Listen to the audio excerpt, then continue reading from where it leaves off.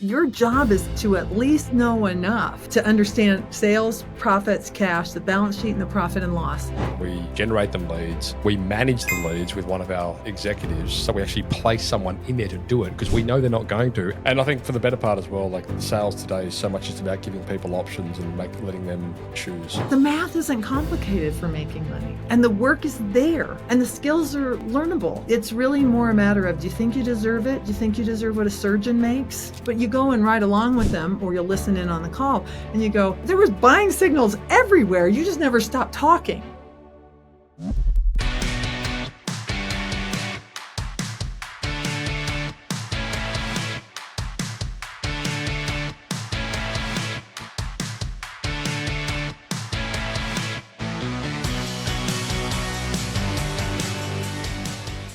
Auntie Ellen, welcome back to the Site Shed podcast.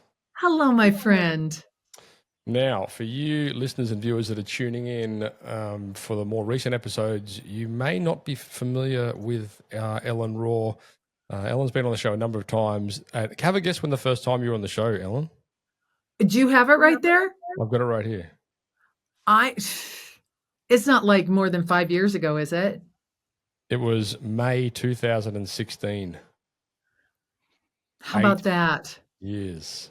You were just getting started then. I was an early guest.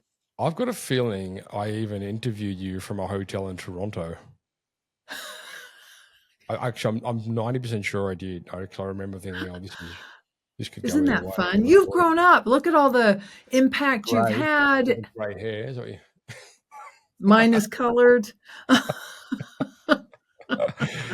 Yeah. So, and since then you've been on the show like 1, 2, 3, 4, 5 other times. A couple of times in collaboration with Uncle Al Levy. Uncle Al.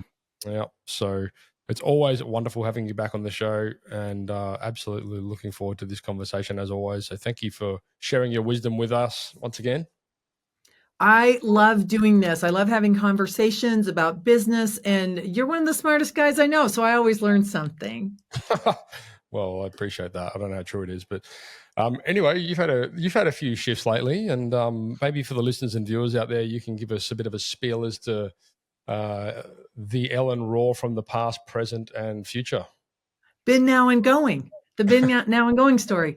Well, I grew up in a house where people were not handy. My dad wasn't handy. I don't come from a trades background. In fact, when things went wrong, we called people, and I just thought a miracle happened. I had no idea about any of this cool stuff. Then I married my husband, Hot Rod, the plumber. You might meet Hot Rod. He may come to Australia with me. Right. It's kind of like Dolly Parton's husband. Nobody ever sees Carl Dean. Hot Rod is not in my world that often, so I'm very excited if he joins me. So anyway, meet a guy named Hot Rod who's a plumber, and that's how I get into the trades. And what I love about tradespeople is what I love about my husband. They're commonsensical. They know how to get things done. In times of crisis, they go in while everyone else is running away. I love Hot Rod, and I love tradespeople for all of those reasons. So I get married, and then that's when I start to learn about things like keeping good water from bad water, and the miracle of plumbing, preventing more diseases than doctors will ever cure, or electricians who wrangle lightning, or HVAC guys who create weather. All of this is like so impressive to me because I don't have any of these skills. So that's not why you're listening today. It's not to learn any technical tips like how to hold a channel locks or something. That's not me.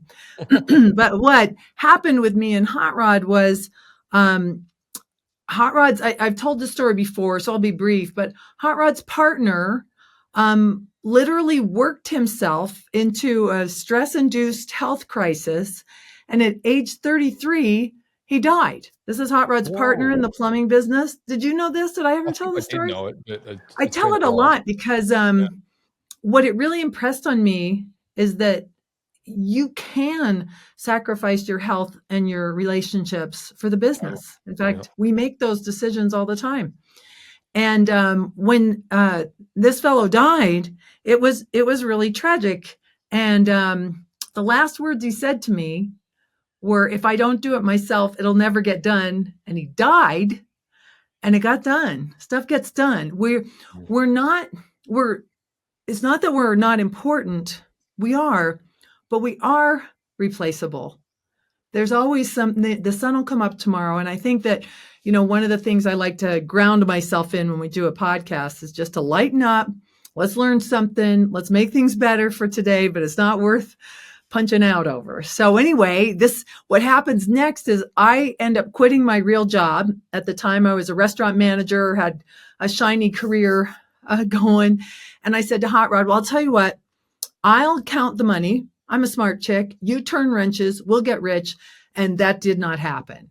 Instead, we don't have my salary. We're going into debt so fast. We're fighting all the time. And it was pretty awful. And I imagine that there are some listeners who can relate to that. And I was resentful. I'm not getting paid at all. And I don't know what I'm doing. It was terrible. But then I found the first of many mentors. I've talked about him before. His name is Frank Blau. He's almost 100 years old, our Frank. Wow. And he's still bossing people around. God bless him. And he wrote a column in a magazine. Now we listen to podcasts, but once upon a time, it was trade magazines. And I read this column. It was called How Much Should a Contractor Charge? And I read the article. And in the article, he says, you need to charge more than it costs. And I thought, well, that's not what I learned in college. You have to charge the going rate or what the market will bear and all this other nonsense. So I wrote him a letter and I said, please help me. My husband and I are hating each other. We're not making any money. I'm in debt up to my eyeballs. And then I spent 2 pages telling Frank Blau why what he wrote in this article is wrong. Now, this is typical because here's a rich guy sharing how he made himself successful.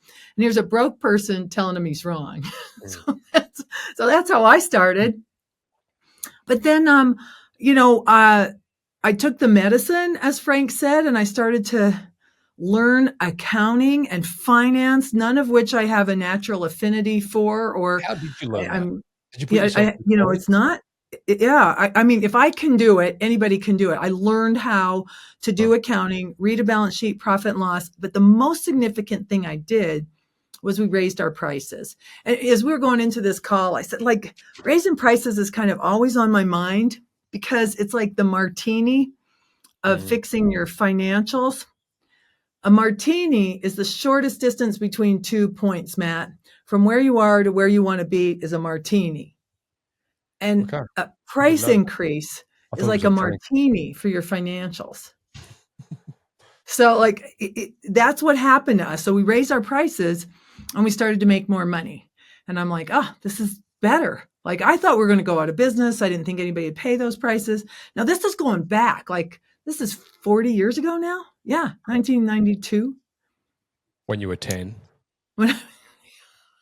I'm looking at my neck, man. I'm not fooling anybody. I'm not fooling anybody with my colored hair. And I suppose that led you into the journey where you inevitably adopted your alter ego, the plumber's wife, right? And then that led into books. And so let's hear a bit about that segue. Yeah, because when I got, it was like being born again or something. How do I not know this? How do we not teach this in 6th grade? A balance sheet, a profit and loss, how to put a little budget together, how to come up with a selling price. I was mystified that I'm finally learning this and then looking around and thinking, not that many people know it. So it sets me off on this crusade of really finding other plumbers' wives or other partners, mom, pop, sons, brothers, it's a lot of family businesses and they're usually not very good at keeping track of the money. So I could relate. I'm not being judgy. I was just going to go find my people and help them. So I ended up writing for the magazine that I met Frank in. I started doing internet radio. That's what they called it once upon a time. Now podcasts and speaking and teaching. And I just became kind of obsessed with this. Over the years, too, I had the opportunity to start Benjamin Franklin, the Punctual Plumber, which is now Authority Brands in the United States and Canada, and hundreds and hundreds of locations. And my most recent forays is I started with Uncle Al. I started a franchise company called Zoom Drain Franchise, and I think we have 55 locations right now. And I'm an owner and founder of that organization. And I'm working with Service Titan because I'm a highly energetic person and I like to do adventures. And I absolutely love our software. So I've become a brand ambassador for Service Titan too. Amazing. And so that's a hell of a journey and an exciting new chapter in the book of Ellen Rohr. And the best is yet to come. Like, I think I've lived a long time, and so it's given me some perspective, but more than ever, I love the trades. More than ever, I'm just in awe of what we can do when we marry technology and these hard-earned skills that tradespeople have. It's not going to be outsourced. It's not ever going to go away, and right now, service companies are PE darlings. There's so much wealth that's being created in these industries, and that makes me very excited for all the years that we were kind of neglected by investors, et cetera. So I'm excited about the days we live in. And so we're here today to talk about a few of the numbers that make the difference when it comes to business. But before we do, and this is kind of a time-sensitive comment, I suppose, which may or may not be relevant by the time you listen to this podcast, but if you guys do catch this when it comes out in April of 2025, we are in January of 2025 right now. There is the first ever Service Titan event being held out here in Sydney, Australia. And we have a absolute cohort of amazing speakers that are coming out for that event. Do you just want to touch on that briefly? I will say this as well, guys, there will be information available through a webpage which you can get to from the siteshed.com. That page isn't actually live yet, so I can't give you the direct URL, but if you go there, it'll be redirected. So go check that out if you're interested. Yeah, I'll let you know. The page should go live any minute. So I'm like, is it up yet? So we're pretty excited about this. So the event is called World of Titans Australia. Grow, Lead, and Profit with Service Titan. So it'll be sponsored by Service Titan. And I'm working with Service Titan now. And I've picked a few of my favorite industry leaders, industry experts, and thought leaders. So, Tom Howard, he's been friend of the show. He is the smartest guy I know when it comes to financials, to strategic planning, growth through acquisition. His business has gone from 30 million last year to 130 million in 1 year through rockin' financial management, operations, sales, marketing, and acquisitions. And what a story he has to tell. I love Tom. And then Keith Mercurio will be there. Keith Mercurio is the best speaker I know on the planet today. And he talks about ethical influence and transformation, because your business is it's a canvas for you to create your best life. And an experience with Keith is not to be missed. So he'll be part of the lineup. Ishmael Valdez, do you know him? He is such a character. I know of him, but I've never actually spoken with him. However, you have introduced me to him, and he will be coming on the podcast. Spoiler alert. Yes. So, yeah. He went from 0 to 30 million, I think, in under 2 years, sold his company to private equity, and then started a manufacturing business. Wow. And what's cool about Ishmael is he is all about his team. His why is all about getting young people into the trades, making a company that people want to come work with, and also then recruiting and finding people so that they can understand what great careers we have here. Catherine Howard is going to be speaking. Catherine, this is her intro: from prison to profit maker to 130 million in sales. Now, she has had a tough life, or as she likes to say, she got caught when many of us got away with it. Yeah. So she's lived a rough life and has made herself a champion of tradespeople, but she has a real understanding of people, and her leadership skills and her ability to drive sales at an organization is the best I've ever seen. So this is the speaker lineup. That's day 2. Day 1 is a VIP experience. We're going to go visit our friends Scott and Vicki Irwin at Network Plumbing and do a shop tour, look under the hood, operations, sales, marketing, financials. Then Tom Howard and I are going to do an intensive planning and budgeting session. We just did one, and it was a smash hit, and I cannot wait to bring it to Australia and share it with the tradies there. And then that evening, we're going to set the stage with the folks that we're inviting to speak and do a Sydney Harbor cruise. Now, that might be something you guys have all done your whole lives, but I've never been, and I cannot wait to visit your fair country and spend time in Sydney Harbor. So it's going to be really beautiful. Awesome. So that's the 1-2 punch of the event. And yeah, we'll get you the information. So the idea is to make it a business development and leadership development event. And there will be Service Titan is going to be in the background. It's not a presentation of Service Titan so much, but just Service Titan is a thread that runs through this group that's coming, and Service Titan is going to sponsor the event. So if you're a 1, 2, 3 truck company, 2 to 3 truck company, and plumbing, HVAC, electrical primarily, then this is going to be a really great event for you. Awesome. Solar guys? Oh, yeah, sure. Yeah, well, anyway, we'll definitely put the word out on that because we have that many clients. Yes, and we're going to get Matt there. I'm trying anyway. He's got some conflicts, but we're going to get him in the mix. I'm trying to take things off the plate so I can get there, but I'll definitely be there for the first day, and we'll see. I'm hopefully going to get there for the rest of the trip.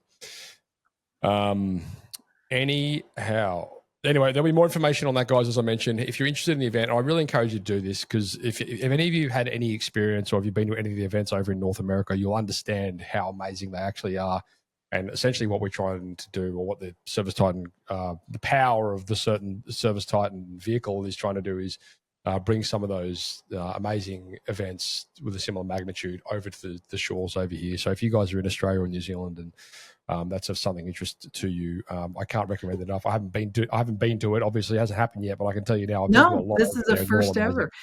Yeah, and Australians travel, and I appreciate that. I love to travel, and I see Australians everywhere I go, and it's no small thing to travel from Australia to someone. And so we thought the least we can do is come visit you. So that's the hope, that it makes it a lot easier for you to get in touch with this cool group of industry experts, and we're going to learn from each other. Yeah, great. So let's segue here and jump into a few of the numbers that make all the difference. This is your sweet spot. You've written books on this. This is, as you mentioned before, what you'll be educating a lot on with Tom in the upcoming events. So, I'd really love to get some insight into this. Well, over the years, everything I do has gotten simpler and simpler and simpler. Do you find that in your life? Like you're just cutting stuff out? I have small children, so not really. They do throw a wrinkle into the simplest plans. Well, when it comes to the financials, I think, okay, so we talked before about I'm a ski instructor. I was a ski instructor once upon a time. So were you. Mm-hmm. And I remember when I started ski instructing, this really cool guy who'd been on the ski school for a long, long time, he was skiing with me, and he said, "You're a rookie and your lessons are going to be pretty good because you don't know that much and you're going to focus on the few things that really matter. But then you're going to complicate things. You're going to start talking about centrifugal forces and angulation and all this stuff because you're interested in it, but it will mean nothing to your students and it won't help you ski any better. And then you'll realize at some point that most of that's a waste of time. And what you really need to do is move your center of gravity down the hill. And a lot of those things fall into place. And that has been exactly my experience as a skier. I'm skiing better than ever now, as old as I am. And with the financials, that financial piece, that really became my area of expertise, is figuring out, where the money is, how it got there, how to make more of it. And it started with those conversations with Frank Blau when he taught me how to read a balance sheet and a profit and loss, figure out your asset from your elbow, get the books current, accurate, and start using that data to make better, faster, more profitable decisions. There are 3 main KPIs, Matt, and there's other subsets. But keep an eye on these 3 main KPIs and things are going to work out for you. So the number 1 is sales. Sales have to happen. If there's 2 people left on the planet, if I'm one of them, I'm going to sell that guy something. That's how we're going to make it through. So you've got to be able to sell somebody something. Now, you might not make a great sale. You might underprice it, but you've got to get started by getting enough heft at your company. So right from the get-go, decriminalize sales, Figure out what it takes to be a good and ethical and communicative salesperson. Work on your communication skills. Go to the seminars, listen to the podcast, practice the words, practice with each other, but figure out how to sell something. Because if there are not enough sales at a company, it's just anemic. You'll never get to the other two KPIs that are so important. Because the second one is profit. So Frank taught me you got to charge more than it costs for stuff.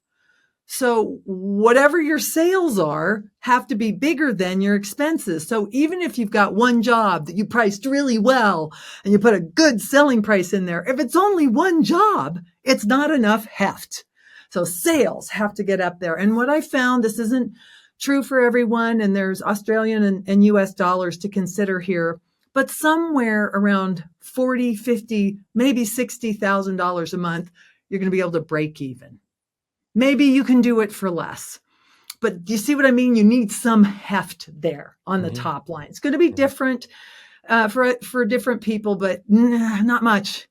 So once you get enough heft in sales, then the next focus is profit.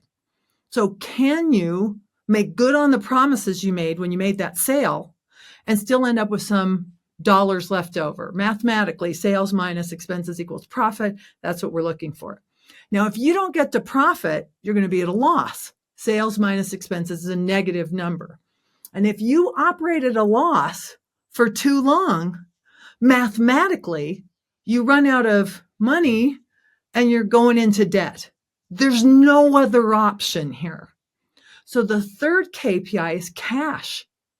So sales minus expenses equals profit. Sales and profit and then cash. Those are the three big KPIs. And Matt, a company goes out of business when they run out of cash. And what's the difference between profit and cash? So a profit is technically sales minus expenses equals. But that profit will connect with the balance sheet. There's a connection between the balance sheet and the profit and loss. There's a moment. We've done this in our previous podcasts. We've dug into this. So we might want to remind folks. But if you make a profit, there is a connection to the balance sheet in the equity section that's profit. In QuickBooks, it's called net income. I don't know why. Why don't they just call it profit? It's profit, but they call it net income. It's like an elbow or a 90, just to confuse us. So there's net income, and that same net income number is on the balance sheet. And because the balance sheet is an equation, assets equals liabilities plus equity, if you create a profit, assets have to go up by an equal amount. In other words, you have more assets, but one of your assets is cash, another asset is accounts receivable.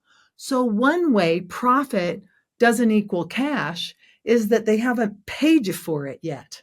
Does that make sense? I feel like I took the long way around to get there, but that can be a difference. So we have the profit, but it's not in our bank account yet because Mrs. Fernwicke hasn't paid us. And I think that's one of the evolutions that I've seen, and no doubt you have, especially in the space of technology. Like when I went and did my plumbing apprenticeship, 20 plus years ago,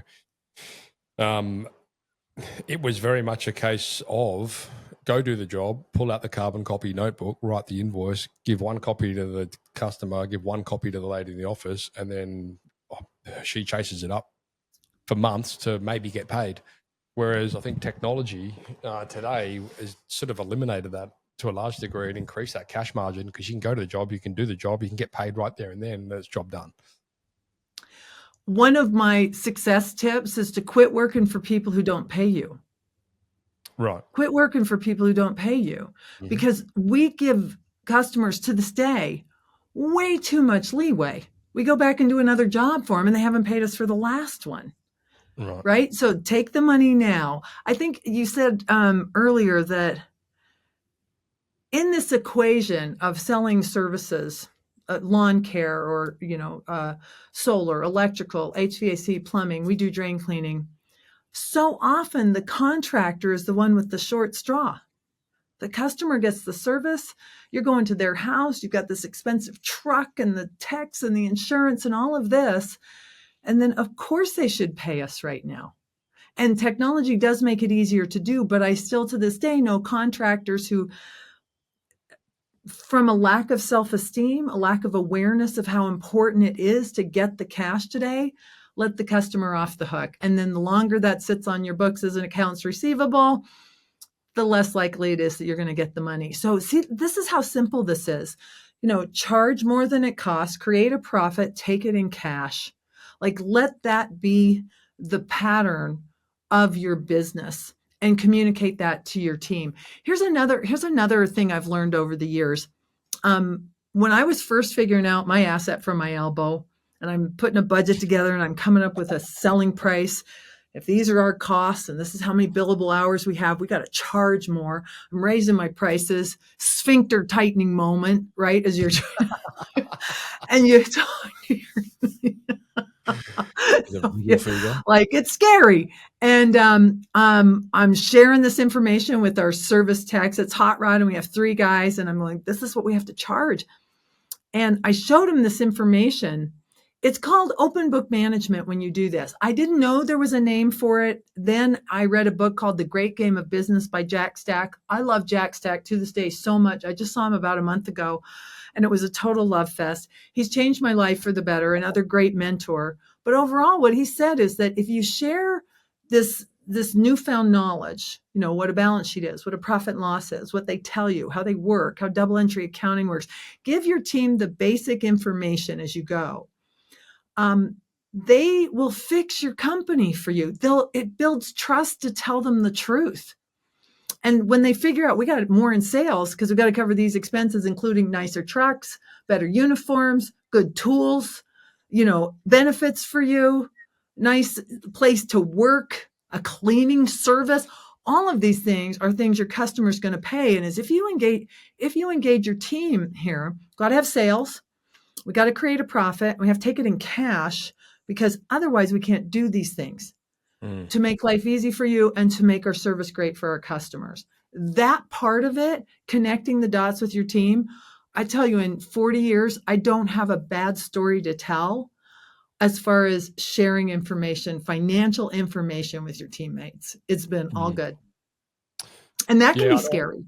That can be scary. And I think it's like hanging on to that information and keeping it close to the heart is something that most business owners start off being pretty comfortable and used to. But like in the interest of scale, you see, and we deal a fair bit with this with businesses that we're working with when we're trying to take them through growth stages. And we're like, people need to understand what the goalposts look like, and they need to understand, where you're at and where you need to be. And you can't hide that information. You can only hide it for so long. Otherwise, they never know if they're on track, right? So it does become relevant at some point. 100%. And then it gamifies it. It's like you're just making a game of this. And wouldn't it be nice if this is the goal and you exceed goal, couldn't we share some of the extra? This is where you get bonuses from. Like, if you bring them into this game, not only will your team help you fix the business just for the joy of being part of something that matters, of being relevant, of having significance in the organization, like they'll help. And when you do, it makes sense then. These all kind of build on one another, that if you're making more money, maybe then you can put bonuses in place. But if you don't know the score, what can happen is you're giving bonuses and you're not making any money. Then you're resentful about, I'm giving you a bonus, but I made less than you. Just like the financials are such a significant piece. I was on a podcast and they said, what are the 2 business skills that if you let go of all the others, what would the 2 that you would need to build it back up again? Being able to sell and keeping score. And then you got to get marketing and operations, and you have to do all that other stuff. But sales and scorekeeping, because sales will drive profits, will get you to cash, and then you can live to play another day. And it isn't much more complicated than that. Yeah, I think, and truthfully, like going through the trades myself, that was like the area that I had until I started getting in. I mean, I always wanted to bury my head in the sand, basically, because I was completely I didn't know anything about it. And it set me back a very long time, truthfully, because it was just something that I had no idea about. And then the other side of that equation was when you went to get help in that area. I had a string of horrible experiences with financial management teams, accountants, bookkeepers, and that kind of stuff, which, again, not that I necessarily blame anyone but myself, but at the end of the day, you don't know what you don't know. And there comes a point for all you guys out there, where you do need to start learning these things yourself in order to get an understanding of it. And it's on you to do that. Like, no one's going to come knocking at your door. There's an ex Green Beret or something, former Green Beret, wrote a book called No One's Coming to Save You. When it comes to the money, it is your responsibility. So if you really don't want to keep track of the money, this idea that I'll do what I love and the money will follow, I have not found to be true. I have not found that to be true in my life. But when I'm willing to be a good steward, that's the best expression I can think of. It's my money, it's my stewardship. It's gotten a lot easier to make money and to keep track of it, but no one really can do it for you. And I wish I am dazzled by the amount of negligence and bad accounting and accountants and financial people are out there. I mean, yeah, you might have to kiss a few frogs to figure it out, but you have to be part of it. Like, you couldn't have so much money that you hired this all out and not put yourself at risk. Because you've heard these stories of someone didn't know, and then the financial guy, like these athletes who make all this money and then they're broke. Your job is to at least know enough to understand sales, profits, cash, the balance sheet, and the profit and loss. And it's a bit of a journey, but the math that you do day to day as a tradesperson is much more complicated than this math.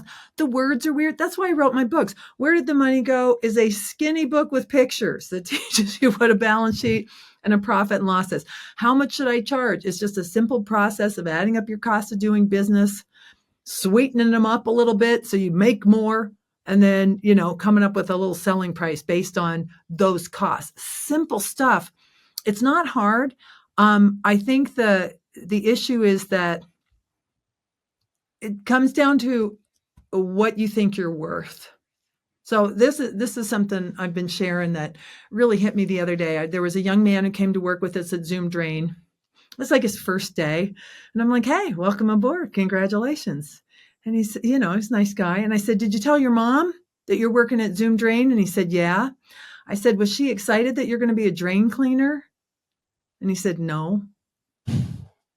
I said, okay, well, here's some things to tell your mom, that 70% of the world has inadequate sanitation. 30% of the world poops on the ground and dies as a result of diseases born of that septic situation.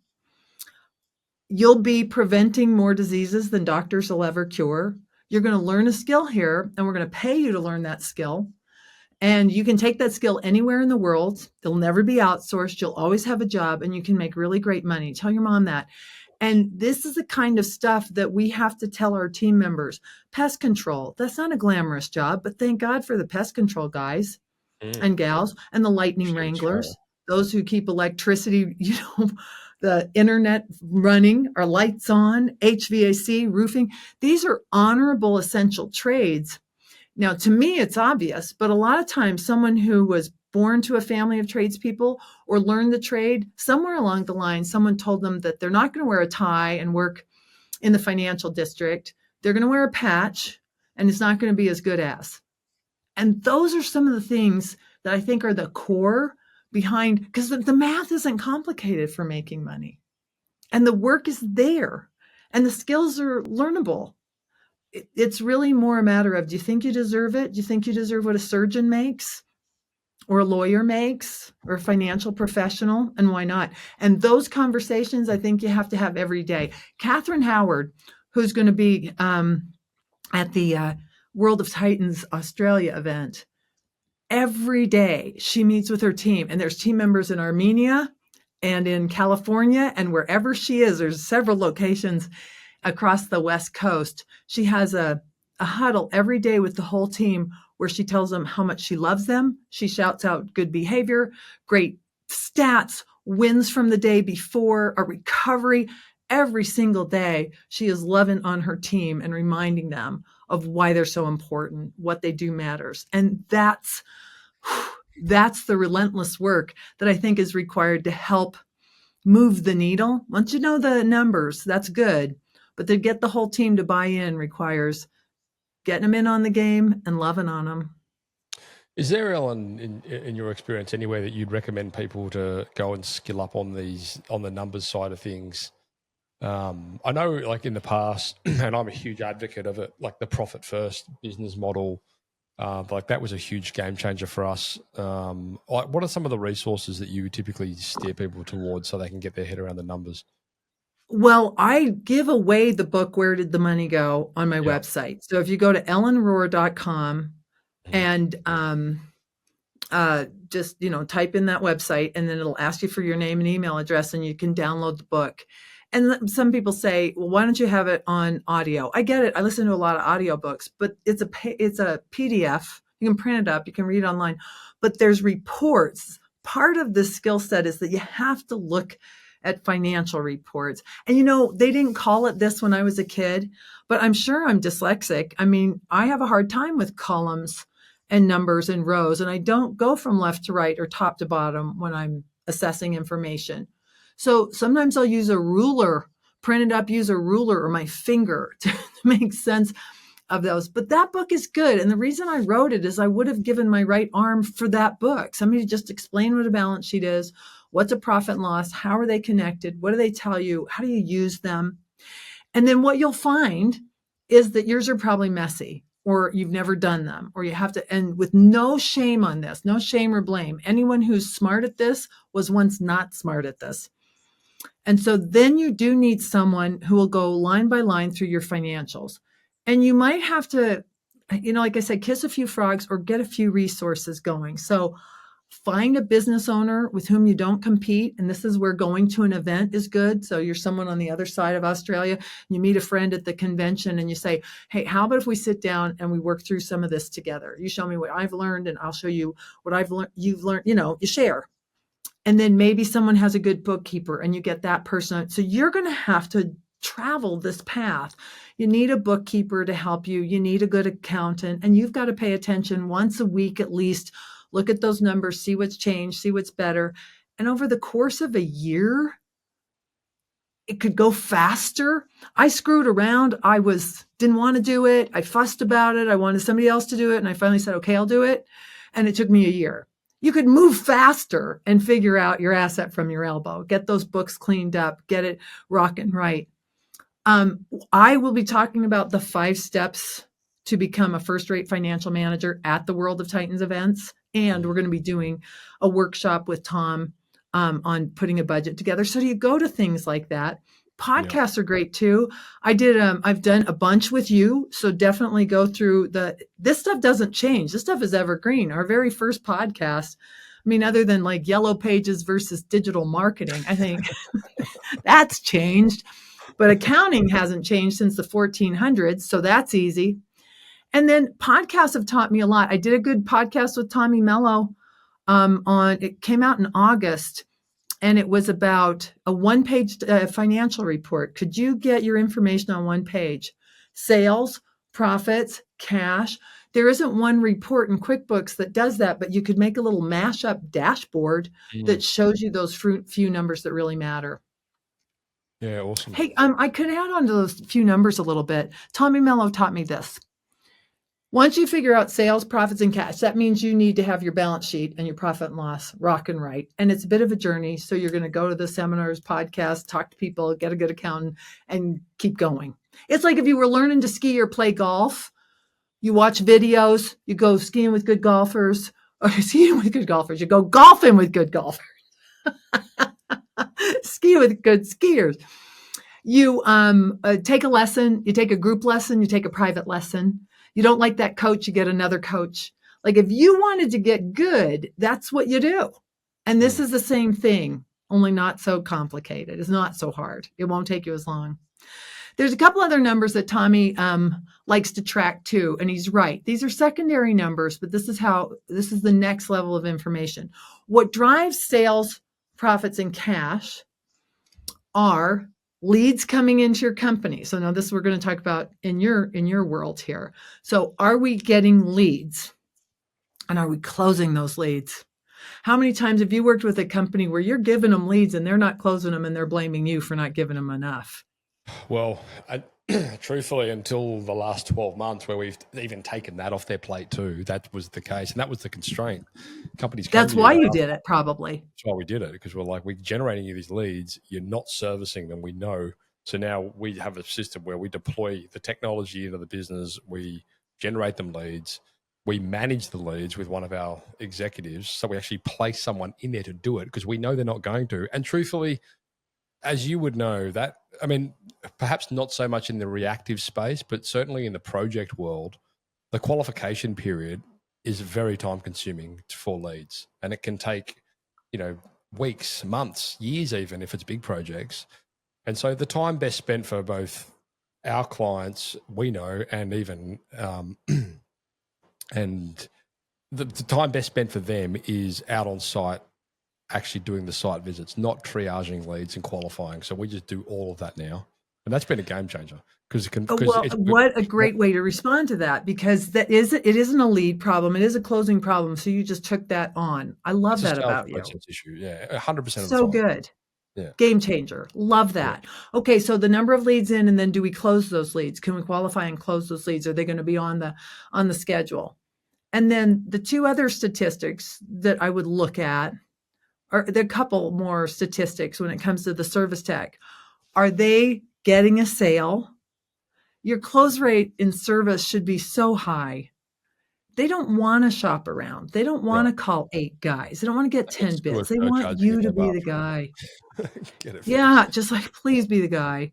Please show up clean, sober, on time, dressed right, use a checklist. I don't want to call all these other people. So your close rate should be high, 80% or better, 90% or better with service, and maybe 50, 60% for remodeling or jobs that they might, want to think about a little bit more. But overall, they really don't want to keep shopping. They want you to be the one. So we want to check their close rate and their average ticket. And their average ticket will show us, are they offering the nice stuff? The other day, I told you I was going to tell a carpet cleaner. I called a carpet cleaner. They did a great job. I tell you, this is how I like to. I have a carpet cleaner and a window washer now. I don't know the name of their companies, but they text me and say, hey, it's time to get your carpets cleaned. And I'm like, okay. And they come over. Same with the window cleaners. How nice. I didn't sign a VIP club. I don't know. I don't even know how I met them. They just show up and they tell me I'm a VIP and it feels great. But they just text me and come. How good is that? Like, don't make it hard. So the carpet cleaner shows up and it's this nice young man. And I said, okay, I'm busy. I want you to sell me everything. Do you have like spot and deodorizer? I have dogs. Do you have like the good stuff? I want the good stuff on all my carpets. And he says to me, well, you might not need the spot cleaner. Like, well, I think I do. But okay. All right. And then as it turned out, he spot treated some stuff, but like, why not just go? Like anything you see, you've got the green light. And then he said, well, if we did this and this part, we could count it as one room instead of 2 rooms. I didn't care. I was busy. I didn't want to have any more conversation. I just wanted it all done. And it reminds me that like we have to be careful that my primary concern was not how cheap can I get this job done. It's like, I got to go get on a podcast with Matt Jones. No, it didn't happen that way. But, I had to go and I just wanted it done. And he was wasting my time with these little decisions that I thought I'd already made. Is this making sense? So like he didn't want to sell me in something I didn't need or want, which was great. But that wasn't the most important thing to me because he doesn't really have good communication skills. And they missed that when they sent him out on the job. And here's a supporting observation that we've made it's like similar, not the same, but similar in relation to, again, sales process. The old model, which is so ingrained in like habitually the way that we expect services to be delivered in the sense of come out to the job, measure up, give me a quote. Oh, don't give me a quote, measure up, go back to your office, send a quote through over the next couple of days, and then let it sit in our inbox and then maybe follow it up, but most likely don't. Like that Probably whole not. Yeah. model just is so conducive to time wasting across everybody's every stakeholder in that process. And so like now we've like as part what we really try and do with our clients is we just remove some of those friction points, because we realize like if people are coming out, they're already if it's a project again, so say they're coming out and you've got to do a solar inspection or whatever it might be, or bathroom, kitchen inspection, whatever it might be, right? Like people are already giving you like allocating time within their calendar out of their busy day, perhaps taking time off work so they can do that. Like you have like this responsibility, obligation, and truthfully, this opportunity to streamline that entire process by just getting it done while you're there. And for some, that old mindset is so just done and dusted, and people just don't have the time and the energy for it. And the conversions that we see with just being able to help our clients improve their process so that they're out there, they're doing it, they give them the quote, they accept the quote, they take a payment, they schedule the job, and then the job's locked in. People don't have time to go shopping. Like they just want to, like you say, they just get it done. Just give me the price, Instant give me the gratification. opportunity to schedule it in so I know when it's going to happen, so I can plan it. Done. And conversions just go through the roof from this simple concept. Like it doesn't have to be complicated. Doesn't have to be. And you're right here, like you said, now we got to bring the truck back. We got to schedule it again. So much like, let's make it easy to buy from us. Another, I just got a fun, I want to tell you the weed whacker story. Do we have time for that? Can I tell you this? Go. Again, like it's just getting simpler and simpler. When I go on ride-alongs, I mean, we have at Service Titan, we have this new feature called Sales Pro, and it listens to the call in the field. So you know how you can listen to the call taker, and you can use AI to understand inflection and where the call might have gone south. And we do this, with the software. But now with Sales Pro on the service technician's tablet is the ability to record the call, the audio in the home. And you might say, Mrs. Fernwicke, for your safety and for quality assurance, I'm going to record the call with my tablet. Do I have your blessing to do that? Your permission to do that? I'd say, yeah, sure. That sounds like a safe thing to do. Let's do it. And the AI can tell us, they call it Titan Intelligence, can tell us at what point the conversation got cooler. There's a lot of data with all these customers, and there's some machine learning, et cetera, and you can learn what's happening on the call, and then use that to help coach your team. It's really cool. In addition to that, what if you got in the truck, rode shotgun, and watched him? Now, you can't do that with every call. That's why the Sales Pro is so terrific. Occasionally, though, to just make a friend with your service technicians, go out and watch them interact with customers, because they may come back and say, oh, they were just shopping for price. But you go and ride along with them, or you'll listen in on the call, and you go, there was buying signals everywhere. You just never stop talking. Like you start to see what the real issues should be. And the sales process, I keep thinking, it's the guys who don't talk a lot. In fact, there's evidence that the more you don't talk and you're listening and you're quiet, the higher your conversions are. So the other day I went to like a local farm and garden store, and I was going to get a weed whacker. This was in the fall. I was going to get a weed whacker. It's in September. And I walk into like Bob's Lawn and Garden, and there's one weed whacker. Is that what you call them in Australia, or a trimmer? Yeah. I can't remember what we call them. Yeah, I know what you mean. You call people to do this. We call them whippersnippers. Whippersnippers. So I want a whippersnipper. Okay. Yeah. So I point to the one whippersnipper that's up there, and I say, how much is that one? And he says, it's $450. And usually I don't haggle, but I got to thinking, that's more than I thought it would be. But again, why would I know how much a whippersnipper is? I don't shop for them. I have no idea what they are. But I thought, that's a lot. Huh? So I said to him, end of season, you only have one left. I'll give you $400 for that whippersnipper. And he says, no, I know sales, so I shut up. I don't know if he knew what he was doing or not, but he didn't say anything. And the two of us are just in dead silence for like 5 minutes. And then I say, okay, I'll take it. I paid him $450. And you know what? I felt very good about that purchase because the guy, it's $450. This is how much, there was no apology. He could have maybe sold me on some features and benefits. He didn't, but he didn't move off of his price. And I thought if he had said yes to 400, I probably would have thought, would he have taken 350? Yeah. But as it stood, like I felt good about him. I felt good about me. I got me a whippersnipper and off I went. So he did not complicate the process. He just said, no. Now, there are other ways that might not always work, but it was a good reminder that, you know what, sometimes, no, this is the price, Mrs. Fernwicke. Would you like me to get started? Is an appropriate response. Mm-hmm. Yeah. And I think for the better part as well, like the sales today is so much just about giving people options and letting them choose. That's why the whole flat rate model is so good, because you're not forcing anyone. You're just providing options and let them choose the one that best suits. Oh, here's another good tip anymore. Financing.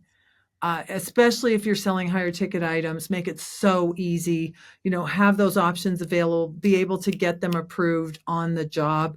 Boy, that makes a big difference. Just makes it easier for customers to say yes. Yep. Take all the credit cards. Don't say we're not going to take American Express because it doesn't matter. Take them all, get financing lined up, have a tier 1, tier 2, so that if they have options and they can say yes today, to your point, let's get it off their list and let's get making it better. Yeah, I love it. Ellen, thank you so much for your time today. I know you've got to jump in an Uber shortly. I do. I love you. I'm so excited we're going to see each other in person. Absolutely. And for you guys out there, there will be more information coming in relation to the upcoming event, World of Titans Australia, first ever in Sydney. So you head across to the siteshed.com and there'll be information on that. Yep. 3rd and 4th of Australia of April, first week, Thursday, Friday. And we're going to be putting on a great event. And I'm so excited that hopefully you'll be there. I'll catch you that week for sure. And thank you for turning folks on to this event and for having me on your show. I love you so. It's always a pleasure, Ellen. And we'll look forward to chatting to you again shortly. That's right. Thank you. Site Shedders, I have an amazing time-sensitive announcement that you need to hear. On April 3 and 4, 5 of the USA's most accredited and accomplished trade business experts are bringing their expertise to Sydney to teach you how to build, run, and even exit your trade business in an exclusive world-first 2-day event. You're going to get to meet and hear from Tom Howard, who built one of his many businesses from 1.4 million to 140 million and is now preparing to exit. You're going to meet Ismael Valdez, who went from 0 to 30 million exit in 1 year, and he's done this repeatedly. You're also going to hear from world-renowned experts Ellen Rohr, Catherine Elizabeth, Keith Mercurio, and our homegrown plumberpreneurs Scott and Vicky Owen from Network. For the VIPs, Thursday will include a tour of Sydney-based Network Plumbing's HQ, which is currently about 40 million revenue. There's going to be a Nail Down Your Financial Goals workshop with Ellen Rohr and Tom Howard, followed by an amazing Sydney Harbour cruise. On the Friday, you're going to learn from the best in a jam-packed day with sessions from Keith Mercurio, Catherine Elizabeth, Ellen Rohr, Ismael Valdez, and Tom Howard, who are all leaders in their relative fields. And if any of you, like me, have had the privilege of attending any trade-specific conferences, trade shows, seminars in the USA, you'll know what I'm talking about. There is simply nothing like these events. They are life-changing. And if any of the following points relate to you, you need to make sure you attend this event. You want to learn how to grow your home service business from 1 mil to 10 mil or from 10 mil to 100 mil. You want to overcome the mental roadblocks that are holding you back from reaching your dreams. You want to learn how to budget and become a first-rate financial manager in your business. You want to learn the formula on how to start, grow, and sell a trade business. You want to network with the best in the business. You want a tax-deductible excuse to work on you and your business in one of the most iconic locations in the world. So if that all sounds good, head across to thesiteshed.com, scroll down and click on the link to the World of Titans event and register you and your team. And I'll be seeing you there on April 3 and 4. Now, This is a very exclusive event. There are only limited seats available to this, and I can tell you now it's already half sold. So if you want to come to that event, make sure you get in quick. Don't muck around. I cannot guarantee there's going to be seats available for long. So it's April 3 and 4. Head across to the sitesheet.com and make sure you register for that event. See you there. New Zealand-based home renovation company, 6,593% ROAS. Sydney-based solar company, 2,700% ROAS. Hunter region-based bathroom renovation company, 5,616% ROAS. Melbourne-based building company, 13,182% return on ad spend. Adelaide-based solar company, 2,881% return on ad spend. Guys, the list goes on and on. If you're a trade-based business and you work with projects like roofing, solar, bathroom renovations, kitchen renovations, anything like that, head across to tradie.wiki/pod for podcast. Tradie.wiki/pod for podcast. Book in a conversation. It is game changing.